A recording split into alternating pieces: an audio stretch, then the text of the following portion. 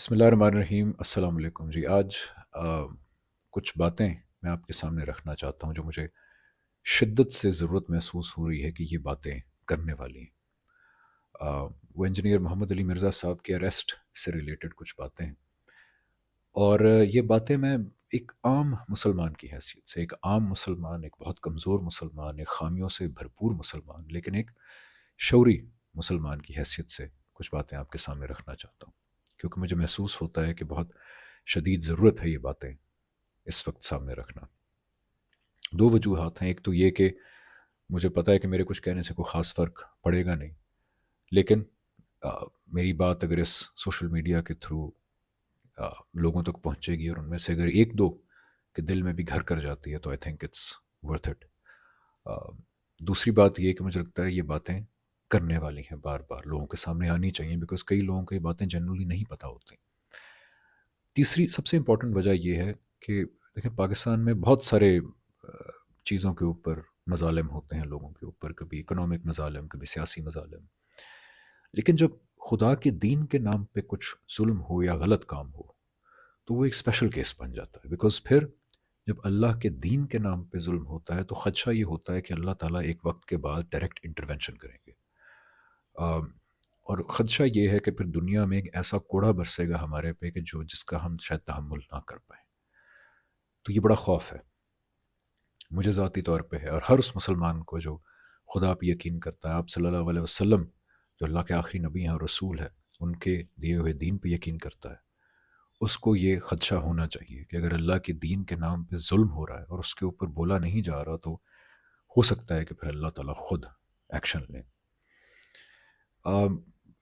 اس کے بارے میں ایک اور میں ریزن ہے بات کہنے کا، وہ یہ ہے کہ قیامت کے دن میں جب اپنی تمام کوتاہیوں، کمیوں، کمزوریوں کے ساتھ خدا کے سامنے حاضر ہوں گا، کیونکہ جو بھی ہے بہرحال میں اللہ تعالیٰ کا ماننے والا ہوں، اس کے آخری نبی، اس کے رسول صلی اللہ علیہ وسلم کا ماننے والا ہوں۔ تو جب میں اپنی غلطیوں اور کوتاہیوں اور کمزوریوں سمیت ان کے سامنے حاضر ہوں تو کم از کم میں یہ کہہ سکوں کہ جب مجھے دل کی گہرائیوں سے محسوس ہوا کہ ان کے دین کے بارے میں کوئی بات کرنی چاہیے تو پھر میں نے وہ بات کر دی۔ تو اس خدشے کا میں ازالہ کر رہا ہوں کہ کل جواب دہی ہوئی اور پوچھا گیا تو میں کیا جواب دوں گا۔ سو اس لیے یہ باتیں کر رہا ہوں، اور دوسری بات خدا را، اس بات میں جو باتیں کر رہا ہوں یہ کسی مذہبی جماعت، کسی گروہ کے خلاف نہیں ہے۔ میں سب کی بہت عزت کرتا ہوں، اس کی وجہ یہ ہے کہ چاہے جلالی صاحب ہوں، چاہے سام علیہ ظہیر صاحب یا ان کے بھائی ہوں، آ، چاہے ٹی ایل پی ہو، یہ سارے ان سے اختلاف کیے جا سکتے ہیں، ان سے، ان کی رائے سے، ان کے انداز بیان سے کئی معاملوں میں لگتا ہے کہ یہ ذرا زیادہ جو ہے وہ سخت موقف اپنا رہے ہیں جو اس وقت بنتا نہیں ہے، لیکن بہرحال یہ سب وہ لوگ ہیں کہ جن کی میں دل سے عزت کرتا ہوں، اور آپ کو بھی کرنی چاہیے اختلاف رکھنے کے باوجود، بیکاز دنیا کے اندر بظاہر یہ وہ لوگ ہیں جنہوں نے اپنی زندگیاں خدا کے دین کے لیے ڈیڈیکیٹ کر دی ہیں۔ ان سب کی بڑی خدمات ہیں دین کے لیے۔ میں باقیوں کی مثالیں جیسے ٹی ایل پی کی میں آپ کو مثال دیتا ہوں کہ ان سے بہت سارے اختلاف ہوں گے لیکن ان کے اچھے کام بھی ہیں، جیسے فار ایگزامپل مسجد وزیر خان کے اوپر انہوں نے جو ہے ایک بڑا زبردست سٹینڈ لیا، ابھی اس کے لیے ان کی تمام لیڈرشپ، تمام کارکنان خراج تحسین کے مستحق ہیں کہ مسجدیں جو ہیں وہ صرف عبادت کے لیے استعمال ہونی چاہیے اور کسی مقصد کے لیے نہیں۔ تو اس لیے یہ کسی گروہ کے خلاف میں بات نہیں کر رہا، کسی طبقے کے خلاف بات نہیں کر رہا، ہم سب بھائی ہیں، ہم سب انسانیت کے ناطے تو ہیں ہی صحیح بھائی، لیکن سب سے بڑا ناطہ ہمارا یہ ہے کہ آپ بھی مسلمان ہیں، میں بھی مسلمان ہوں۔ ہو سکتا ہے آپ کسی مذہبی جماعت سے ہوں، آپ ہو سکتا ہے میرے سے بہتر مسلمان ہوں، میں کمزور مسلمان ہوں، لیکن بہرحال ہم اسلام کے ناطے سے ایک دوسرے کے بھائی ہیں۔ ہم ایک دوسرے کے ساتھ اختلافات رکھنے کے باوجود محبت اور ہمدردی کا رویہ اختیار کرنا چاہیے، ایک دوسرے کی نیتوں پہ، محرکات پہ سوال نہیں اٹھانے چاہیے، محبت اور ہمدردی کے ساتھ آگے بڑھنا چاہیے۔ اسی لیے میں سب کی دل سے عزت کرتا ہوں، وہ ہر انسان جو خدا کے دین کے بارے میں بات کرتا ہے، جو خدا کے دین کی طرف لوگوں کو بلاتا ہے، میں اس کی دل سے عزت کرتا ہوں، چاہے کسی نوعیت کا بھی میرا اختلاف ہو۔ اور یہ جو باتیں کرنے جا رہا ہوں ایک عام انسان کی حیثیت سے میں کرنے جا رہا ہوں، اور میں تمام عام مسلمانوں کو دعوت دیتا ہوں کہ جہاں جہاں میری آواز پہنچ رہی ہے ان باتوں کے بارے میں ذرا صاف دل سے سوچیں، آ، تمام تعصبات کو سائڈ پہ رکھ کے ایک بار ٹھنڈے دماغ سے پہلی گزارش یہ ہے کہ دیکھیں،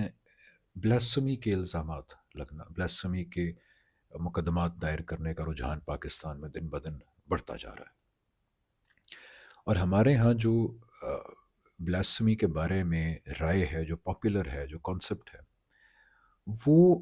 ایون فقہ حنفی کے مطابق بھی ٹھیک نہیں ہے. میں بلاسمی کے معاملے میں جاوید احمد غامدی صاحب کی رائے سے بالکل متفق ہوں کہ وہ ٹھیک کہتے ہیں، لیکن ابھی میں اس بحث میں نہیں ڈلوں گا، بیکاز میں انڈرسٹینڈ کرتا ہوں کہ غامدی صاحب کے بارے میں کئی لوگ کہتے ہیں کہ ان کی رائے ٹھیک ہے، کئی کہتے ہیں غلط ہے. میں فقہ حنفی اس لیے بیان کر رہا ہوں بیکاز اس پہ تمام لوگ متفق ہیں، امام ابو حنیفہ فقہ حنفی. تو اس لیے میں کہتا ہوں کہ چلیں ٹھیک ہے. بائی دا وے جو غامدی صاحب کی رائے کو جاننا چاہیں، ان کی کتاب میزان کے اندر یہ موجود ہے اس ٹاپک کے بارے میں. اور اگر آپ یوٹیوب پہ جائیں تو آپ ٹائپ کر سکتے ہیں جاوید احمد غامدی آن بلاسمی پنشمنٹ، تو وہاں پہ بھی آپ کو بہت اچھا مواد مل جائے گا دیکھنے کے لیے. لیکن میں واپس آتا ہوں فقہ حنفی کی طرف. دیکھیں فقہ حنفی میں کئی ایسی چیزیں ہیں جو ہماری پاپولر بلاسمی کے بارے میں بلیف سے بالکل متصاد ہے. فار ایگزامپل بلاسمی جو ہے وہ علل اعلان ہونی ضروری ہے، لیکن سب سے امپورٹنٹ یہ کہ جو شخص بلاسمی کر رہا ہے، اگر وہ اپنی بات کی کوئی تعویل پیش کرتا ہے، مثلا ایک طرف تو دیکھیں نا ایسے لوگ ہیں جو کرتے ہیں بلاسمی، ڈنکے کی چوٹ پہ کرتے ہیں، مانتے ہیں، جیسے معاذ اللہ قرآن جلانے کے واقعات ہوتے ہیں، یا آپ صلی اللہ علیہ وسلم کے بارے میں معاذ اللہ غیر اخلاقی تصویریں بنانے کے واقعات ہوتے ہیں. تو اب دیکھیں وہ ڈنکے کی چوٹ پہ یہ کام کرتے ہیں. لیکن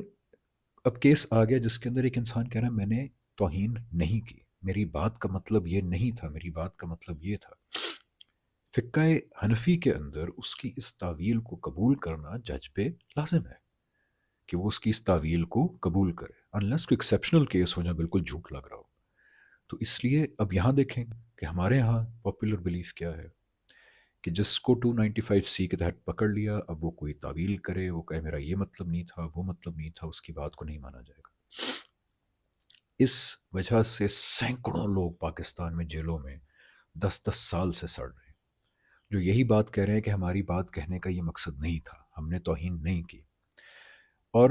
ظلم یہ کہ ان کی یہ بات سننے اور قبول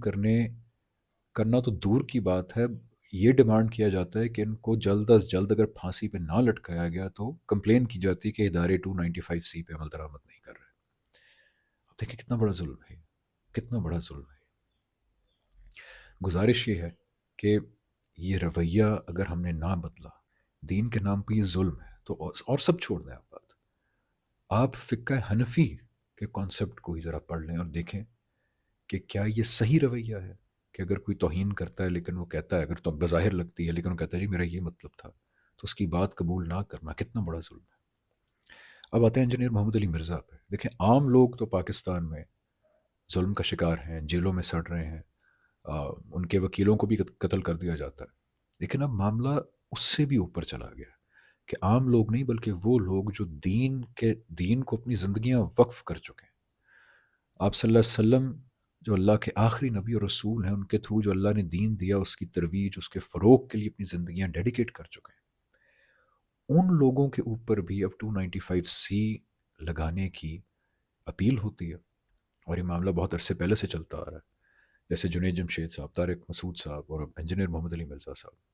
اب اس میں ہوا کیا ہے؟ ہوا یہ ہے کہ ایسا انسان جس نے اپنی زندگی خدا کے دین کو ڈیڈیکیٹ کر دی ہے، اس نے اظہار خیال کے دوران کچھ ایسے الفاظ استعمال کر دیے جو لوگوں کو آبجیکشنیبل لگے. اب کیا رویہ ہونا چاہیے؟ آپ خود دیانت داری سے سوچیں. کیا رویہ یہ ہونا چاہیے کہ اس کو کہیں کہ پھانسی پہ لٹکا دو 295 کے تحت؟ یا رویہ یہ ہونا چاہیے کہ آپ سے تمام اختلافات ہیں، جیسے مجھے بھی محمد علی مرزا صاحب سے بہت سارے اختلافات ہیں، علمی اختلافات بھی ہیں، ان کے لہجے سے اختلافات ہیں، انداز بیان سے اختلافات ہیں، لیکن ایسا انسان بہرحال جس نے اللہ کے دین کے نام پہ اپنی زندگی وقف کی ہے، اگر وہ اپنے اظہار خیال کے درمیان کچھ ایسے الفاظ استعمال کرتا ہے جو مناسب نہیں لگتے کئی لوگوں کو، تو کیا یہ رویہ ہونا چاہیے؟ کیا یہ دین کی ٹھیک انٹرپریٹیشن ہے کہ پھانسی پہ لٹکا دو گستاخی کے جرم میں؟ یا پھر زیادہ سے زیادہ یہ کہ انسان ہمدردی سے یا چلیں غصے سے ہی کہہ دے کہ یار یہ آپ نے صحیح الفاظ استعمال نہیں کیا، آئندہ نہیں کرنے، اور بار بار توجہ دلائے. کیونکہ یہ کیسے ممکن ہے کہ ایک انسان جو اپنی زندگی خدا کے دین کو ڈیڈیکیٹ کر چکا ہے، وہ خدا کی یا اس کے رسول صلی اللہ علیہ وسلم کی گستاخی کرے؟ How does that make sense? ذرا خود سوچیے. چلیے اسلام کو ذرا ایک سائڈ پہ رکھیں, میں آپ کو کرسچن پادری کی مثال دیتا ہوں. کیا عقل اس بات کو مانتی ہے کہ ایک پادری ہو جو 40 سال سے جنگلوں میں چلے کاٹ رہا ہے, ان کا جو رہبانیت کا کانسیپٹ ہے, وہ صبح شام بائبل پڑھتا ہے, وہ حضرت عیسیٰ اور بائبل اور کرسچینٹی کو پھیلانے کے لیے اس نے اپنی جان لگا دی ہے, اور اس کے بارے میں ہم کہیں کہ اس نے حضرت عیسیٰ کی گستاخی کر دی یا اس نے بائبل کی توہین کر دی؟ Does that make sense? It doesn't. اگر وہ اپنے اظہار خیال میں کوئی ایسے لفظ استعمال کر دے گا جو ہمیں لگے گا سیمنگلی بائبل کی اس کے اندر مناسب الفاظ نہیں ہے بائبل کے بارے میں, حضرت عیسیٰ کے بارے میں, تو ہم زیادہ زیادہ یہ کہیں گے کہ یار اپنا ذرا الفاظ پہ نظر ثانی کرو, یا آپ نے ٹھیک الفاظ استعمال نہیں کیے, مناسب نہیں ہے. لیکن کہنا کہ اس نے توہین کر دی, پھانسی پہ لٹکائے, تو یہ کسی بھی طرح اخلاقی طور پہ, دینی طور پہ, ریشنلی, انٹلیکچولی صحیح رویہ نہیں ہے, اور یہ بدقسمتی سے بڑھتا جا رہا ہے. اب دیکھیں جنید جمشید صاحب کے ساتھ کیا ہوا. ایک ایسا انسان جس نے جس چیز کو دل سے دین سمجھا, اس کو اپنی زندگی بدل دی اس کے لیے, پھر تبلیغ کے لیے اپنی جی جان لگا دی. ان کو سوچیں 295C بلاسمی ان کے اوپر کہا گیا کہ لاگو کی جائے, ان کو معافی مانگنی پڑی آ کے. طارق مسعود صاحب سے 100 اختلافات صحیح, لیکن بہرحال وہ ایک ایسے انسان ہیں کہ جنہوں نے اپنی زندگی خدا کے دین کی ترویج کے لیے وقف کر دی. اس طرح انجینئر صاحب 100 اختلافات ان سے صحیح, لیکن بہرحال یہ حقیقت ہے کہ ان کو صبح شام قرآن اور حدیث پڑھانے میں گزرتے ہیں. انہوں نے اپنی زندگی اللہ کے دین کو وقف کر دی. تو اس لیے گزارش بس یہ ہے کہ تھوڑا سا سوچئے کہ بلاسمی کے حوالے سے ہمارے ہاں رویے کتنے غلط ہیں, ان رویوں کے نتیجے میں کتنا فساد اور کتنا ظلم ہو رہا ہے. اور خدشہ یہ ہے اگین کیونکہ قرآن میں آتا ہے کہ جو پرسیکیوشن ہے, خاص طور پہ ریلیجس پرسیکیوشن, اللہ تعالیٰ فرماتے ہیں کہ وہ قتل سے بھی بڑا گناہ ہے. تو اللہ کے دین کے نام پہ اگر یہ چلتا رہا تو آپ دیکھیں کہ دنیا میں پھر اگر اللہ کا کوڑا ہم پہ برس گیا تو شاید ہم تحمل نہ کر سکیں اس کا. اور سب سے بڑی بات یہ کہ ذرا سوچی آخرت کے اندر یہ کہ عین ممکن نہیں ہے کہ جب یہ بات حضور صلی اللہ علیہ وسلم کو پتہ لگے کہ ایسے لوگ جنہوں نے ان کے دین کی ترویج کے لیے اپنی زندگیاں وقف کی تھیں, ان سے 100 اختلافات صحیح, لیکن انہوں نے انداز بیان میں کچھ غیر مناسب الفاظ بول دیے, تو آپ نے کہا کہ ان کو پھانسی پہ چڑھا دو. تو یہ عین ممکن ہے کہ حضور صلی اللہ علیہ وسلم قیامت کے دن سب سے زیادہ غضبناک ہوں اس بات کے اوپر, اور پھر اللہ تعالیٰ کا غضب وہ تو برداشت کرنے کے لائق نہیں ہے. گزارش یہ ہے کہ بس جو میں باتیں کہہ رہا ہوں وہ ایک عام کمزور مسلمان کی حیثیت سے, لیکن ایک بھائی کی حیثیت سے پلیز ذرا سنیے گا, اور ذرا تھوڑی دیر کے لیے ٹھنڈے دماغ سے تعصبات کو سائڈ پہ رکھ کے سنیے گا. یہ رویے اگر چلتے رہے تو میں ڈرتا ہوں اس دن سے کہ